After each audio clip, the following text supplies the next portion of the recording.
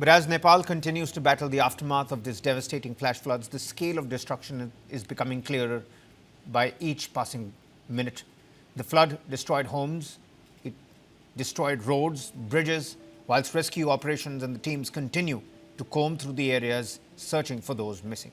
By the way, News 9 is there on the ground, bringing you the latest report from the affected areas and a first-hand account of the devastation. Take a look.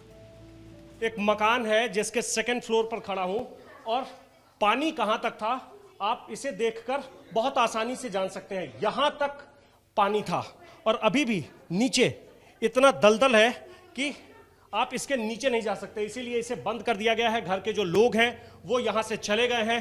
कुछ लोग जिनका ये घर है वो मेरे साथ यहाँ आए हैं, किसी तरह जान बचाकर वो लोग भाग गए थे। हम उनके साथ भी बातचीत करेंगे, लेकिन आप इसे देखकर बहुत आसानी से ये जान सकते हैं, ये अंदाज़ा लगा सकते हैं कि किस तरह की ये तबाही थी, किस तरह का वो मंजर रहा होगा, खतरनाक मंजर, कि लोगों ने किसी भी तरीके से अपनी जान को बचाकर यहाँ से भागने में सफल रहे।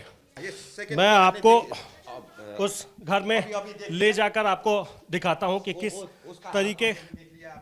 हाँ, इसके ये हमारा अभी हम जहां खड़े हैं ये थर्ड फ्लोर है। हाँ, ये थर्ड फ्लोर है। ये थर्ड फ्लोर है। ये भी हमारा घर है, आप देख सकते हैं। ये दुकान के अंदर जो कुछ भी सामान था वो सब कुछ नहीं रहा, कुछ भी नहीं रहा। वो घर आपने यहाँ से भी अंदाजा लगा सकते हैं। वो पूर्ण रूप से क्षति हो गया है। ये मेरा डैडी का घर था मेरा। तो प्रकृति का ये रूप आप बहुत ये जो प्रकृति का रूप है उसे बहुत ये घर टूट गया। ये आपके रिश्तेदार का घर था? ये रिश्तेदार का था, ये हमारा। वो लोग तो बच गए, भाग गए थे। वो लोग सब बच गए।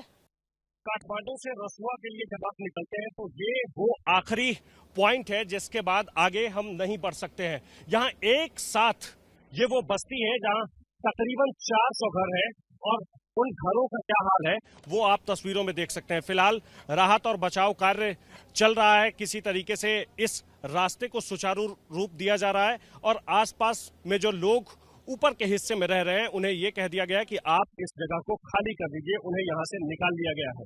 एक एक करके जब आप तस्वीर देखेंगे, ये कृषि विकास बैंक लिमिटेड है, ये बैंक है, इसके ठीक बगल में भी एक दफ्तर है, वो भी बैंक है। ये सब आज की तारीख में जब आप इसको देखते हैं तो पता चलता है कि इसकी स्थिति कैसी है। ये जो पॉइंट है इससे आगे किसी को जाने की इजाज़त नहीं है। फिलहाल कहा गया है लोगों को कि आप इस इलाके को खाली कर दीजिए, लोगों को यहाँ से हटने के लिए कह दिया गया है। और ये ठीक सामने जो आप घर देख रहे हैं ये लोगों के अपने अपने घर हैं, यहाँ होम स्टे है, होटल है, रेस्टोरेंट था, जो सब कुछ अब बर्बाद हो चुका है। कल दोपहर तक यहाँ की तस्वीर बदल गई, कल सुबह जो कुछ भी तस्वीर थी दोपहर आते आते वो तस्वीर बदल गई और अभी हालात ये है कि यहाँ कितने लोग रह रहे थे, कितने लोग बचे हैं, कितने लोग यहाँ से निकलकर सुरक्षित किसी ठिकाने पर पहुंच गए, इसका कोई अंदाजा नहीं है।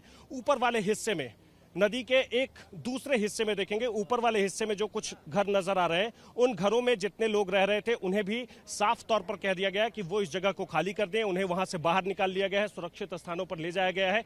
और इस बैंक के ठीक पीछे वाला जो हिस्सा है, जो नदी आपको नजर आ रही होगी, उसी नदी में वो तबाही आई और उस तबाही के बाद कैसा यहाँ मंजर बना, कैसी तबाही हुई, किस तरीके से यहाँ बर्बादी हुई है, वो सब कुछ आप कैमरे पर देख सकते हैं। 26 घंटे से ज़्यादा का वक्त बीत चुका है और जैसे जैसे वक्त बीतता जा रहा है तबाही की एक के बाद एक निशानियां और एक के बाद एक तस्वीरें अब नज़र आने लगी है। दूर तक आप देखेंगे तो इस बीच वाले हिस्से में एक ब्रिज था, उस ब्रिज का कुछ भी अता पता नहीं है, वो ब्रिज कहाँ चला गया। उसके बाद संपर्क बिल्कुल टूट गया है। काठमांडू से रसुआ जाने का जो एकमात्र रास्ता है वो रास्ता बाधित हो चुका है और इस बीच में आप ये जितने घर देख रहे हैं इन घरों को अब तो खाली कर ही लिया गया है। साथ ही साथ जो लोग पहले थे यहाँ, जो उस वक्त में यहाँ मौजूद थे, सुबह सुबह का वक्त था, कल 9 साढ़े 9 बजे का वक्त था, कहीं कोई रेस्टोरेंट में बैठा हुआ था, कहीं कोई अपने घर में था, कहीं कोई होटल में था और अब जब उस पर लोग नज़र दे रहे हैं, उसे देख रहे हैं, तब पता चल रहा है कि ये कितनी बड़ी तबाही है और इसका अंदाज़ा लगाने में अभी और थोड़ा वक्त लगेगा। जैसे जैसे आप नज़र घुमाएंगे मनीष एक एक करके दिखाते रहिए कि ये जितने घर आपको दिख रहे हैं, इन घरों में उस वक्त में लोग मौजूद थे, कुछ पर्यटक मौजूद थे जो या तो भारत से आए थे या दुनिया के किसी और देश से आए थे। नेपाल के जो पर्यटक हैं, जो काठमांडू से आए थे, पोखरा से आए थे, नेपाल के अलग अलग हिस्से से आए थे, वो लोग भी यहाँ रुके हुए थे, स्थानीय लोग थे। और एक बार में जब तक कोई कुछ सोचता तब तक वो तबाही आई और सब कुछ बर्बाद हो गया। यहाँ से आगे जाने का कोई रास्ता नहीं है और इस नदी के ठीक बगल में जितने घर हैं उसके बारे में लोगों को साफ साफ कह दिया गया है कि आप उसे खाली कर